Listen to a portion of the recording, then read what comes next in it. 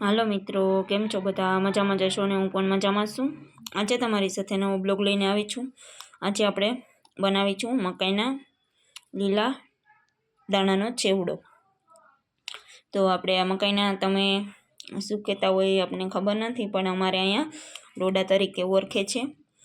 મકાઈના ડોડાને ઘણા બધા શાક બને છે, ઘણી વેરાયટી બને છે એમાંથી, પણ આપણે ચેવડો બનાવવાનો છે. તો ચેવડો બનાવવા માટે જો આપણે 500 ગ્રામ મકાઈ લઈ લીધી છે.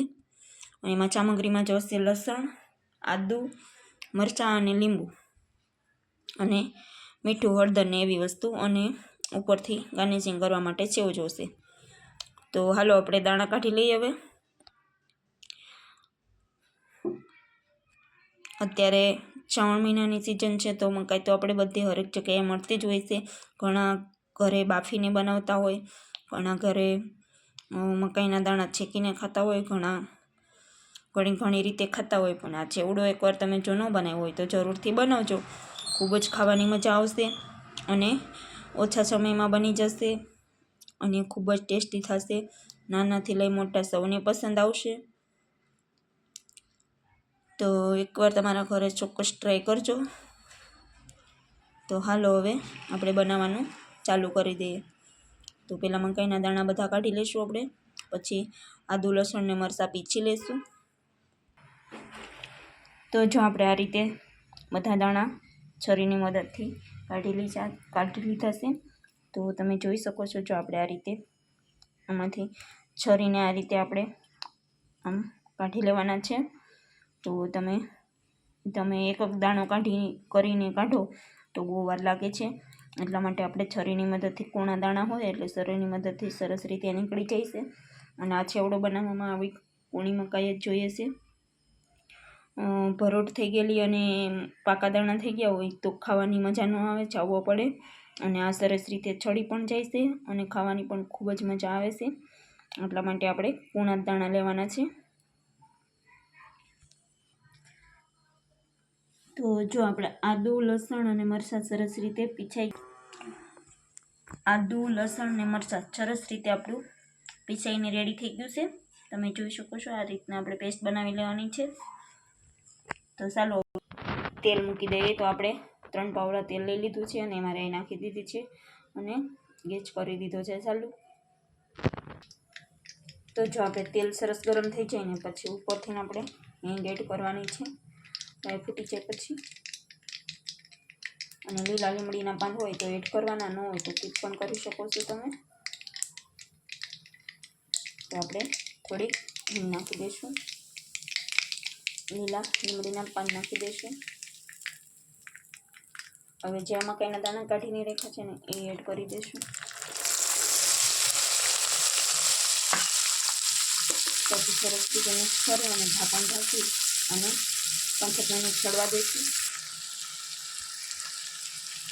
સ્વાદ અનુસાર આપણે મીઠું નાખી દીધું છે અને મીઠું નાખ્યા પછી આપણે ધીમો ગેસ કરી અને 5 મિનિટ 5 થી 10 મિનિટ માટે ઢાંકણ ઢાંકી અને ચડવા દઈશું. આ ચેવડો ખાટો, મીઠો અને સ્વાદમાં ખૂબ જ ટેસ્ટી લાગે છે. તમે ચોક્કસથી તમારા ઘરે ટ્રાય કરજો. અત્યારે મકાઈની સિઝન હોય જ છે, લીલી મકાઈ મળી જાય છે માર્કેટમાં. તો જો આપણો સેવડો સરસ રીતે ચડી ગયો છે અને આપણે હળદર પાવડર એડ કરી દઈશું એમાં.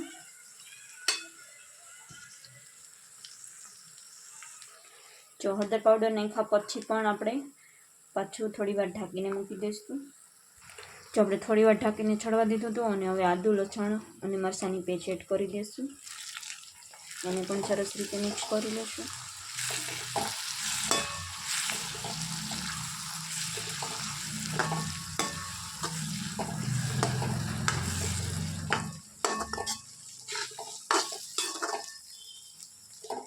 પાછું થોડી વાર ઢાંકી અને ચડવા દઈશું. તો હાલો મિત્રો, જો આપણો ચેવડો બનીને કમ્પ્લીટ થઈ ગયો છે. તમે જોઈ શકો છો, સરસ રીતે આપણો ચેવડો બની ગયો છે. હવે ઉપરથી આપણે લીંબુનો રસ એડ કરી દઈએ અને ગેસ કરી દઈશું બંધ. તો જો આપણે લીંબુનો રસ એડ કરી દીધો છે અને સરસ રીતે આ રીતે મિક્સ કરી લઈશું. અને હવે રનિંગ સ્ટીમ પેટમાં લઈ અને છવ કરીશું. તો હાલો, આપણો છેવડો બનીને થઈ ગયો છે કમ્પ્લીટ. તો હાલો હવે વાર લગાડ્યા વગર બેસી જઈએ જમવા. આ તમે સવારના નાસ્તામાં કે સાંજના નાસ્તામાં કે હલકી ફૂલકી ભૂખ લાગી હોય ને રોંઢે કે એવી રીતે નાસ્તો કરવો હોય ત્યારે પણ ખાઈ શકો છો. ખૂબ જ ટેસ્ટી હોય છે.